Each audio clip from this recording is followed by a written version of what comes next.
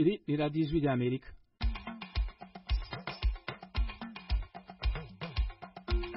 Ijwi ry'Amerika ribashikiriza ibiganiro vyaryo mu Kirundi no mu Kinyarwanda Washington DC. Turabaramukije inshuti mwese muduteze amatwi muri iki gitondo cyo kwa kabiri itariki 14 z'ukwezi kwa mbere umwaka wa 2020. Kuri mikro muri kumwe naje Fidel Nyongabo. Mu Burundi umugwi CV rujejwe kumenya ukuri no kunywanisha abarundi wasoze igikorwa warumaze mu kwezi urondera abafubwe mu kivunga mu gwimo go mu mwaka wa 1994. Yari bimaze hafu kwezi none twabirangije dusanze hariho ibisigarira by'abantu batari baki bashobora kuba barishwe bagatabwa mu kinogo kimwe, ahandi ugasanga abantu bahambwe umwe kwiwe. Uyo ni Noe Clemanziza icegera c'umukuru wo mugwi CV mu Burundi.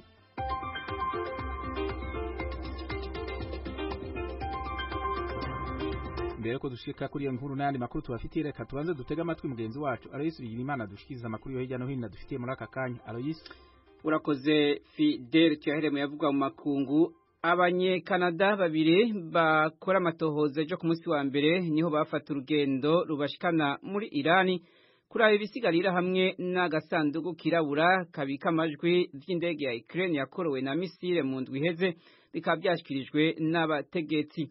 Abandi babiri bazobasangayo mu misi canke indwi ziri imbere. Batumwe ko na Irani gufasha kumviriza amajwi muri ako gasandugu no gusuzuma ibisigarira vy'iyo ndege mu ntumbero yo kumenya nimba yararashwe ku bushake canke mu kwihenda. Iyo ndege ya Ukraine yo mu bwoko bwa Boeing 737 yarashwe na misile y'igisirikare ca Irani imaze umwanya muto ihagurutse. Ku munsi wa gatatu hafa abayirimwo bose 176 harimwo n'Abanye-Canada 57. Umushikiranganje w'ubutungane hano muri Leta Zunze za Amerika William Barr yashikirije ko abasirikare 21 ba Arabia Saudite bari mu nyigisho za gisirikare hano muri Amerika barungitswe iwabo. Ni nyuma yaho mu kwezi guheze mugenzi wabo arasiye abasirikare 3 ba Amerika bariko barabaha imyimenyerezo mu kambi ya gisirikare ca Pensacola muri leta ya Florida.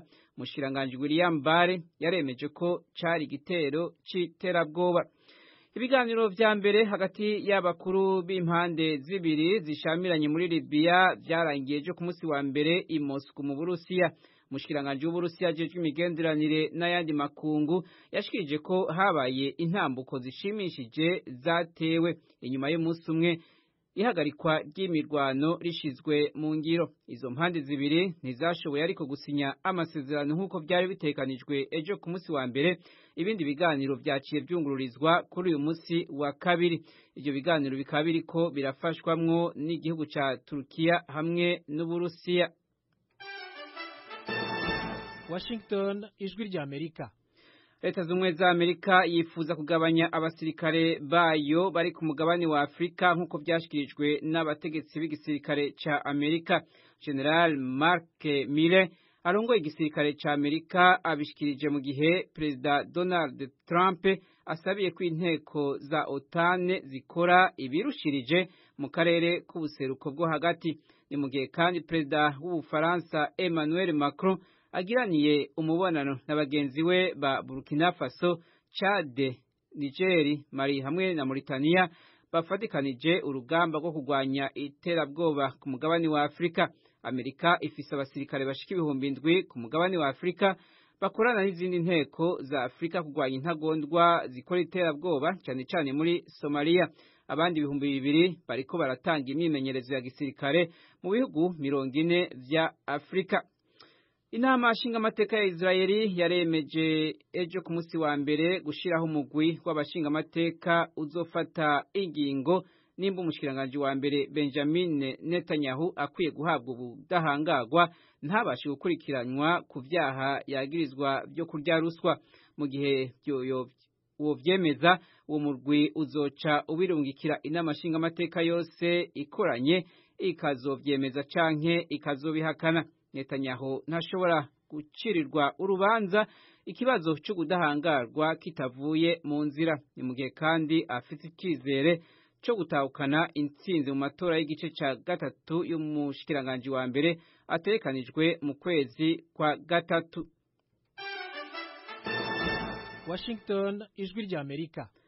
Igisirikare ca Afghanistan gishikiriza ko casambuye ibiro vya duwane abatalibani bahora batorezamwo amatagisi mu gitero cabereye mu manuko bushira uburengero bw'ico gihugu. Umuvugizi w'igisirikare ca Afghanistan Fawad Amani yabwijwe rya Amerika ko uwo muhari wahora uharonkera buri munsi amafaranga arenga imiliyoni ibihumbi 38 vy'amadolari y'abanyamerika kuri ivyo biro mu ntara ya Fara. Ivyo bitero vya gisirikare ku batalibani vyatanguye mu kwezi kwa12 mu ntumbero yo kwirukana abatalibani bari muri iyo ntara. Intagondwa z'umurwi wa Al-Shabaab zarishe abantu batatu mu gitero zagize mu masaha ya kare yejo kuwa mbere mu buseruko bw'igihugu ca Kenya.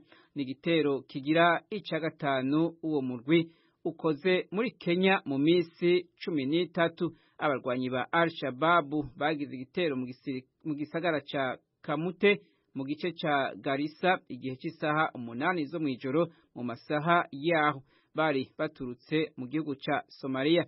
Abigisha batatu batari abayisilamu barishwe, umuyisilamu umwe aranyuruzwa, uwundi mwigisha arakomereka.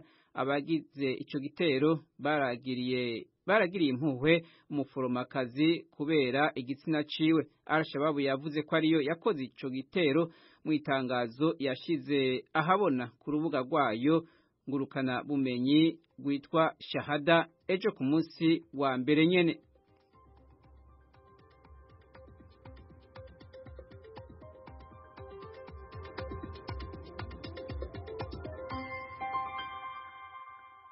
Urakoze Aloisi Bigirimana ku makuru uhejeje kudushikiriza.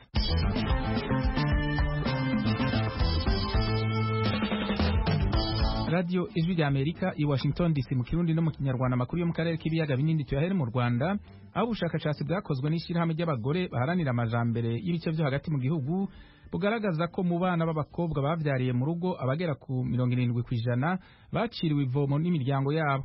Iryo shirahamwe rigasaba abavyeyi kongera gusubira kuvyo bishinze. Ibindi kuri inkuru tumviriza mugenzi wacu Asumutakaboye. Isangano ry'abagore baharanira amajyambere y'icyaro risobanura ko ryinjiye mu kibazo cyo kureba imibereho y'abana b'abakobwa baterwa inda bakiri bato, nyuma yaho byagaragara ko aba bana bahohoterwa n'ababasambanije bakongera bagahura kandi n'ihohoterwa bakorerwa n'imiryango yabo.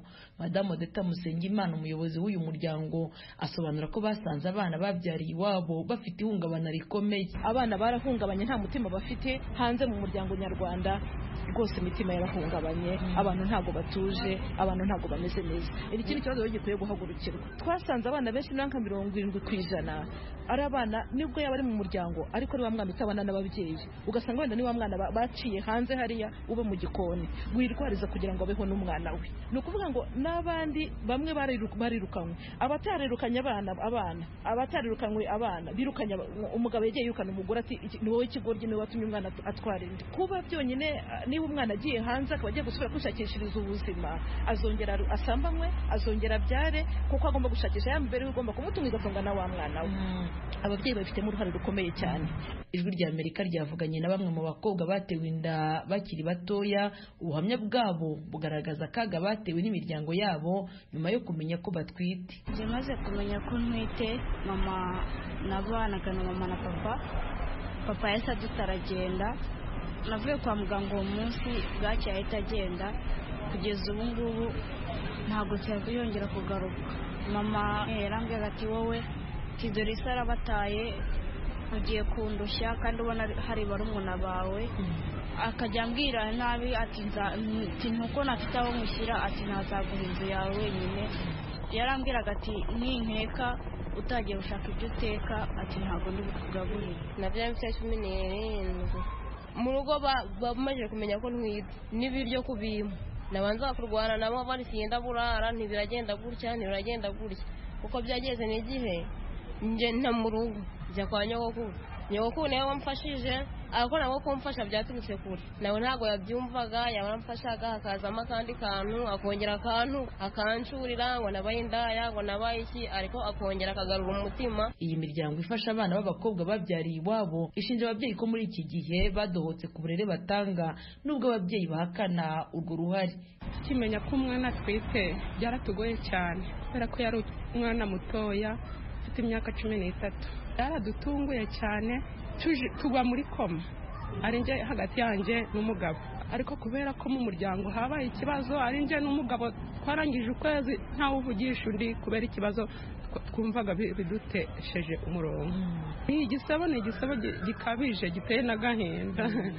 Njyewe ku giti cyanjye ntabwo ababyeyi twadohotse kuko nta mubyeyi wakwishimira ko yahura n'ikibazo nk'icyo ngicyo, ariko abana uburere dutanga ntabwo bakibwumva, ariko abana ntibanyurwa. nkanjye mumaze imyaka 20 ntabyara, ariko urumva ubu hangeze kumpekesha uruhinja birangoye kandi ngomba no gushaka ibyo babana ibitunga wa muryango. Imibare y'ikigo cy'igihugu cy'ibarurishamibare mu mwaka wa 2015-19 7.3% batewe inda. Ukudasobanukirwa ubuzima bw'imyororokere bikaza ku isonga mu mpamvu zo guterwa inda kw'abo bana. Kugeza uyu munsi inzego zinyuranye ntizirabasha kumenya icyakorwa kugira ngo icyo bamwe bita icyorezo kibashe gucika. Assumpta Kaboyi, Ijwi ry'Amerika, i Kigali. Turabaramukije bakunzi namwe banywanyi b'Ijwi ry'Amerika. Mu ntumbero yo kuronka amakuru y'imvaho kandi agezweho, dushobandanya gukorera hamwe mu kuronka amakuru yizewe kandi twosangiza abatwumva. Kubera iyo mvo, Ijwi ry'Amerika ribasaba ko mwobandanya kudushikiriza amakuru, amafoto, amavideo y'ibibera aho mutuye, aho mukorera, aho mwiga n'aho mugendera. Mudushikiriza n'ibindi vyiyumviro n'ivyifuzo mufise byo dufasha kubandanya tubashikira ku nyota y'ibibaraje ishinga mukoresheje urubuga rwa Facebook VOA Radio Yacu canke inomero yacu ya WhatsApp ikurikira *120 2 4 4 1 Ijwi ry'Amerika ni radio yanyu.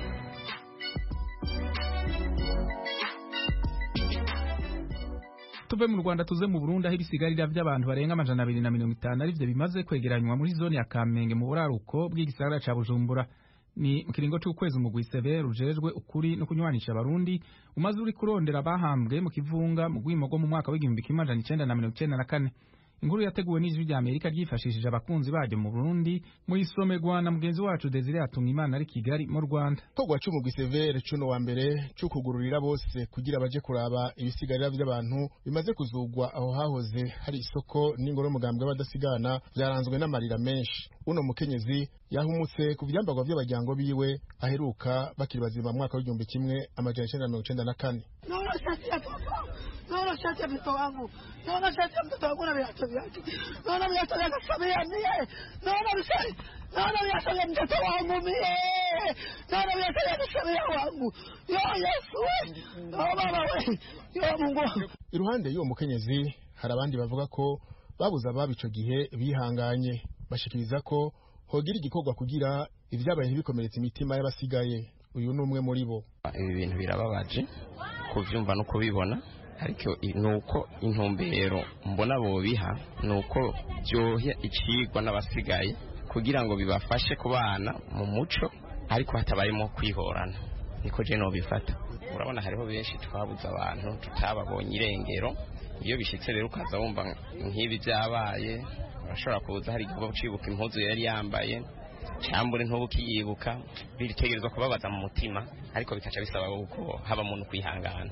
Ababuriye babo mu ntambara zabereye muri zone Kamenge bifuza ko ivyabaye bitosubira. Nzotunga ikimpaye Jafa ari mu babuze afishisha saba cokogwa muri rusange kuri ivyo bisigarira by'abantu bikiriko birazugwa. Je mbona nituba muri kabagende je igikuru muri byose mbona bogira ikigandaro kivunga, hanyuma tugasabira n'ikigongwe abantu abajejwe ibintu by'Imana bakadusabira ku Mana igisabisho, hanyuma ibintu bigahera tukabandana tubaho ku mutekano nangere. Umugwiseve wugururiye imiryango kuri uno wa mbere uwo wese yipfuza kuraba ibikorwa waranguye muri kino kiringo cy'ukwezi kumwe. Icegera cy'uwo mugwi ujejwe kumenya ukuri ku vyabaye no kunywanisha Noah Clement ni nziza atanga icegeranyo c'ivyaranguwe. Byari bimaze hafi ukwezi none twabirangije dusanze hariho ibisigarira by'abantu batari baki bashobora kuba barishwe bagatabwa mu kinogo kimwe, ahandi ugasanga abantu bahambwe umwe kwiwe, ahandi ku makuru duhabwa bakatubwira ko hariho n'abantu kubera abantu babiciwe ngaho muri quartier ya Kamenge barashobora kubera bataronka umwanya wo kuja guhamba mu matongo asanzwe yemewe n'amategeko bagafa kubazana ngaho ko vyihuta. N'uruvange rero rw'abantu bashobora kuba baraguye hano barashika ku gitigiri ca baba 150 n'amajana 270 ni hagati yaho. Kubibaza nimba kugururira bose kugira baze kuraba ivyo sigara by'abantu bidashobora kuzura kaboze muri CV barabihakana. Icegera c'umukuru w'uwo mugwi avuga ko hari bitekanijwe kugira ntihabihahamuka kuri bamwe. Twarategekanije igikorwa cyo gufasha abantu baba bashikiwe n'ihahamuka kubera babonye uwabo aho yaratawe bifatiye nko ku mpuzu cyangwa ibindi yari yambaye. Ico gikorwa kirakorwa kandi ahantu hose tugikoreye nk'uku turagitegekanya kugira ngo ntihagire umuntu ashobora guhahamuka kubera ibintu asubiye kwibuka afatiye kuvyo abonye bituma aca yibuka amabi barashikiye uwiwe. Ico gikorwa kiriko kirakorwa twaragitegekanije n'ungaha kirahari. Kwerekana ku mugaragaro ivyo bisigarira by'abantu bahambwe mu kivunga bifise akamaro mu bijanye no kumenya ukuri ku vyabaye no kunywanisha. Noah Clement nziza atanga isiguro. Ibi ni bidufasha twebwe nk'abarundi kugira ngo tumenye ivyabaye muri kahise. Abashaka kushobora kumenya neza ingene ibintu vyagenze bamenye bafise ibimenyetso by'ingene ivyabaye muri kahise byo byarabaye, kandi bifashe n'abantu bashobora kuba bavuga bati twebwe ntituzaha abacu bagiye ntituzi iyo bahereye, arabogira nk'ikigandaro bagikore, araboshobora gukora ya migenzo yose abarundi basanzwe bakorera umuntu yitavye Imana babikore mu buryo busanzwe bwemewe n'imigenzo y'ikirundi. Umugwi Severo umenyesha ko ico gikorwa cyo kuzura ibisigarira by'abantu bahambwe mu kivunga kigiye kubandaniriza no mu zindi ntara z'igihugu. Ugasaba uwo wese afise inkuru zahari ivyo binogo rusangi kubimenyesha uwo mugwi. Icegera c'urongoye umugwi Severo akavuga ko inyuma y'ikiringo c'imyaka 2 umugwi uzoshira habona ibizaba vyavuye mu matohoza kubagirizwa ubwicanyi bwabaye kuva Uburundi bwikukira gushika mu mwaka 2008. Mu Burundi kandi abantu bagera ku 200,000 ibintu vyabo bigizwe n'imirima, inyubakwa n'ibindi vyarononekaye mu mezi 2 aheze mu ntara ya Kayanza biturutse ku mvura y'isegenya. Amatari w'iyo ntara Anisette Ndayizeye yabitangaje ku munsi wa gatandatu w'indwi irangiye, hari mu gihe yashikiza ivyaranguwe mu ntara yiwe n'ivyayibayemwo mu mwaka uheze. Ahamagarira abanyagihugu kuba barafashanya hagati yabo mu kurindira imfashanyo y'ubushikiranganje bwo gushigikirana. Ibindi kuri inkuru turabishikizwa na mugenzi wacu Eroje Wirikaneza. Imvura y'umurengera imaze imisi igwa mu Burundi no mu bihugu by'akarere ka Afrika y'ubuseruko ntiyasize inyuma intara ya Kayanza ari mu buraruko bw'ico gihugu. Mu mezi 2 aheze buramatari w'iyo ntara yemeza ko abantu bangana 200,000 ibintu vyabo vyononekaye cane, amahegitari 2,000 y'imirima atwarwa, mu gihe inzu 170 zabomotse, amajana 430 nazo zisiduka igice kimwe. Anisette Ndayizeye mu cegeranyo kiranga ivyabaye n'ivyakozwe mu ntara ya Mutwa mu mwaka wa 2019 yabwiye amenyesha makuru ko ari kagerageza gukorana n'ibisata bitandukanye harimo ubushikiranganje bwo gushikirana kugira ngo basizwe mu kangaratete n'imyuzura bafatwe mu mugongo. Ku rutonde twari dufise rero ku byo twashoboye gutohoza mu makomine atubwira ko hashobora kuba inzu zishikira 120 zabomotse n'izo nonekaye zishika amajana 125. Mugabo hariho n'ahantu usanga hari ishuri mu c'amashuri 2 yagurutse, ariko si ibintu by'ukuri no bwa biteye ubwoba. Uganje n'ibyabaye nko mu Cibitoke aho ubuzima bw'abantu bwahasigaye, uganje byawe n'Ubujumbura, ndetse uganje n'ibyo niba mu bindi bihugu twari twavuga yuko avuga ibintu twoshimira n'Imana ko ibintu ari ibintu bisanzwe. N'imirima itari mikeya nayivuze yarononekaye, hari haguye urubura, hari nga muri komine Kayanza, hari muri komine Muhanga, hari muri komine Butaganzwa, hari hagiye harabura urubura, hariho n'ahantu hamwe muri komine Matongo na Gatara imirima yatwawe. By'ukuri hari ibintu byononekaye, twari bitondekanije rero byose tuzobishikiriza abo dufashanya. Bimwe twamaze kubitanga muri gahoro y'igihugu rije kuraba ibiza byacitse bwo badufashe mugabo bindi tuzovuka mu bushikiranganje gushikirana gato bafasha abashaka barahuye n'izo ngorane. Imbere y'uko ubwo bushikiranganje bufasha, Bwana Ndayizeye afite icyo asaba abanyagihugu b'intara yiwe. Hari ikintu bita gufashanya mu kibanza. Turashimira rero abanyakayanza kuko nabo bantu abize inzu zaba zarabomotse ntabwo twumva bajyamo mu gahinga, ntabwo twumva batagira aho baba. Hariho inshuti n'abagenzi babaye barasendereza, babaye barabafasha. Uwo mutima wo gufashanya rero niwo dushima cyane kandi niwo duhamagara n'abanyakayanza. Nabo bantu bashikiwe n'ibibazo kuko uravye nk'imirima amahegitari y'imirima ashobora kuronekaye uriko biharura imirima yababa amahegitari arenga 2,000 hari abantu ibihumbi hafi 200 tuvuga ko ibintu byabo byanonekaye cyane murumva ko ari abantu bashaka ari mu ngorane tukabasaba ko baba barafashanye mu kibano ubuze icyo irengaje gafasha ubundi hanyuma natwe turiko turagerageza kudodora hirya no hino kugira turabe yuko aho bishoboka ashaka bayikurusha abandi ko tubona ubutubagarukirako. Kuva mu ntango z'ukwezi kwa 12 umwaka uheze imyuzura y'imvura imaze guhitana abantu batari munsi ya 45 mu Burundi abataramenyekana igitigiri baburirwa irengero amazu atari make n'imirima hamwe n'izindi nyubakwa nk'amabarabara amashure n'ibindi birononekara. Eroje Urikaneza Ijwi rya Amerika.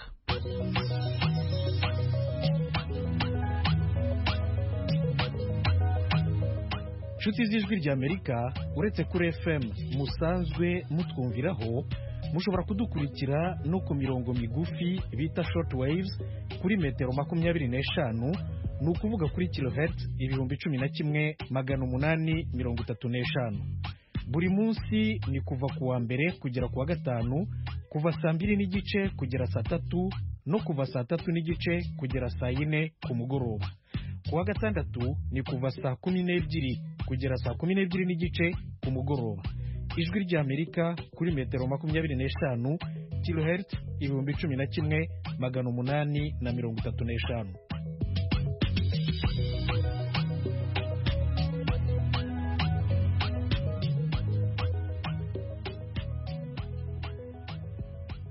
Radio Ijwi rya Amerika i Washington DC. Zimwe mu mpunzi z'abarundi bahungiye mu gihugu ca Tanzania barinubira uburyo ico gihugu gikoresha politike mu bijanye mu buzima bwabo.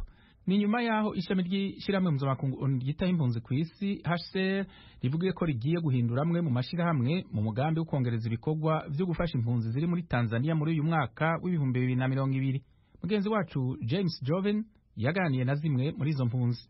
Niko bimeze gusa kimwe ntabwo kubashimira no kubakengurukira ku kigoro mwama mugira imisi yose ko kuza kumviriza ibirego n'ingorane dufise impunzi z'imutendere. Impunzi z'imutendere ingorane ya mbere dufise urazi ko ikibazo cy'ubuvuzi n'ikibazo cy'ibifungurwa ari kirumara kuri buzima bw'umuntu. Kiretse gusa bivanye nuko iyi ngorane yadutse mu mashira hamwe ariko Red Cross yoyo biraboneka neza ko atakindi igamije ahubwo niyo isa nuko mengo niyo yaterewemo politike yo gukwiragiza wa mugambi wo kwirukana impunzi ku nguvu kuko impunzi yicaye mu kambi itari kiravuga nta kindi kintu urumva yishobora kwikora ko hofuma habona injya kuko umuntu abura kuvugwa kuko abantu bari ku bitaro bagwaye ni benshi kandi barajwe babuze imiti none imiti bavuga ngo baje kuboresha datete wa ishenda nishamwe ya UNHCR yumvise amarira yatwebwe impunzi yafatikanye n'amashami atandukanye barahindura amashira hamwe amwamwe ndibuka bakoranije abarongozi barongoye ikambi barababwira bari kumwe n'amashami atandukanye baravuga ihindagurika ryabaye ku mashira hamwe bageze ku ishirahamwe ry'amagara y'abantu baravuze bati turamaze kora neza kubw'ivyo rero inyishu yaje yabonetse twazaniye ishamwe rya MTI no kuvuga Medical Team International rigiye kuzohora rikora igikorwa cy'ubuvuzi atakuvuga ngo yifatikanije n'indi shirahamwe kuko rifise ubushobozi twebwe se twarakomya amashi tuvuga tubigenze neza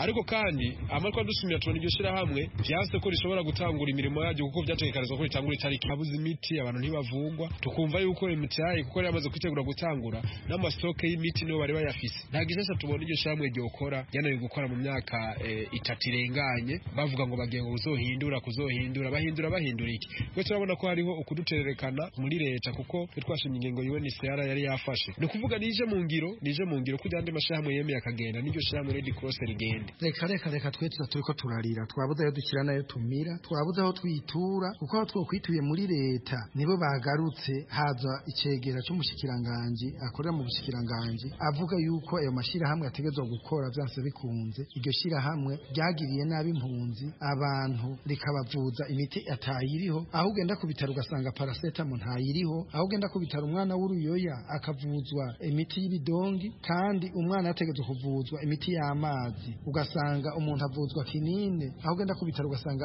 ntayuronka ugasanga abantu barabuza ayo bakira nayo bamira none akamaramaza haraye haje icegera cy'umushikiranganje avuga yuko iryo shira hamwe ririnda gukora vyanka vyakunda ishira hamwe ryari rije gukora dusubizwa inyuma ku mvo zitazwi kandi muri HCR muri UN bari baradutangarije yuko ishyirahamwe rya Red Cross ryatashe hazoza ishyirahamwe rya MTI twari tuvyizigiye gose tuvyishimiye kugira ngo turonke imiti tuvugwe none raba vyasubiye inyuma. Mu bisanzwe ikibazo cy'impunzi hano mu ikambi ya Mutenderi cyabaye ndanse kuko ugerageje ishyirahamwe dufise ku bijanye n'amagara y'abantu iyo shyirahamwe rigiye kuva ryatanguye kuva mu mwaka wa 2016 hano mu ikambi wumva ko rimaze imyaka ishika 4 imaze imyaka 4 ririko rirakora nta kintu gishemeye gigeze rikora no kuvuga ryaranzwe n'ubunenge bwinshi ugerageje nk'ukuntu ryatanguye ubwa mbere twabayeho atanzu yo kubikamwe abantu bapfuye bita morgue twarahabaye mwisho ugasanga umuntu yapfuye ariko arabikwa hamwe n'abantu bakihema ico naco nyene twarasemereye twebwe nk'impunzi turakoma induru atinda barubaka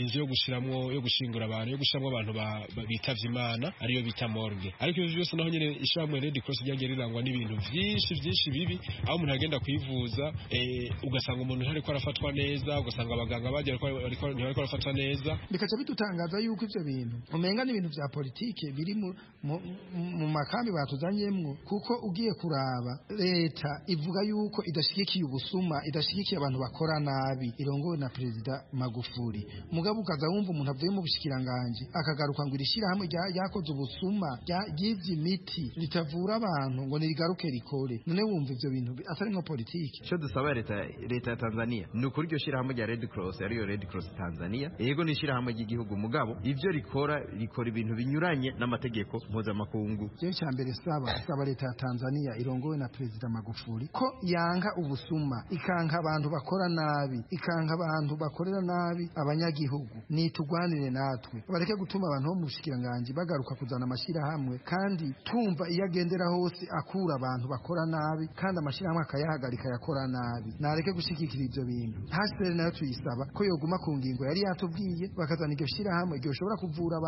abantu twatwiruhugije kugira ngo tugiye gukira indwara zimwe tugiye kuronka imiti tukavugwa neza none iryo shira hamwe rikaba ryasubijwe inyuma kumva twe tudashobora gutahura hasere nihagarare nka hasere kugira ngo ishobore gufasha impunzi twongeye tugasaba amakungu yaduhagurukire yatugwanire ko twe ntitugira ikituvugira niyo tuvuze ca dupfungwa. Nshuti mwese mukunda radio Ijwi rya Amerika makuru n'ibiganiro twari tubafitiye muri aka kanya haniho bigarukiye kuri radio Ijwi rya Amerika tubatumiye kubandanya mukurikirana ibiganiro vyacu kuri radio yanyu radio Ijwi rya Amerika. Young black African boy, yeah, baby. You come here, see my new car, yeah. Intenoli dance, walk on and kunonya jiwa kukumia. Ataleta na vyan kutumia. Come that busy body by your chance. Embalasi yanje boga mu rest. Abata sobola kuzina batu weka fast. Baleke bagove. You're the only one I give my body but you're the only one I cause it over body. You're the only one I give my body but yeah. You're the only one I give my body but you're the only one I cause it over body. You're the only one I give my body but yeah. See the Bible, see the magic of everybody probably the war. Yeah, people at you, baby, when Bella people of Yako. Was look sensi, was single, go on the river car. Oh, by the war, bit over. Oh, by the war, you know. When you will be in packaging, Mula won't be poor. Oh, but you more big finger. Oh, mommy, I'm holding God, you get that. You're the only one I give my body, but you're the only one I cause it over, but you're the only one I give my body, but yeah. You're the only one I give my body, but you're the only one I cause it over, but you're the only one I give my body, but yeah. I'm a new in a dance, Muapati, go mini, cancer so long, one every city. Already moving from the Mukula Yuchi, Tinya Tika Pelea, Banyamukumbuchi, but it's on the Sakumukwana, Kurandilana, Beletata, or Mama, Kusinga Haiti in the Moambo. Ukuwe dance tuliba zango Tobagamba tetobabusa Tebalina kumanya betuli kabo bayuza Amese tobagamba tetobabusa Singa batumanya batule muluko bayuda Oh by the war bidowa Oh by the war bidowa Wali wobi mpake jire Ula wambi kuwe Kukwe necessary. You're the only one I give my body, but you're the only one I cause it over, buddy. You're the only one I give my body, but yeah, you're necessary. You're the only one I give my body, but you're the only one I cause it over, buddy. You're the only one I give my body, but yeah.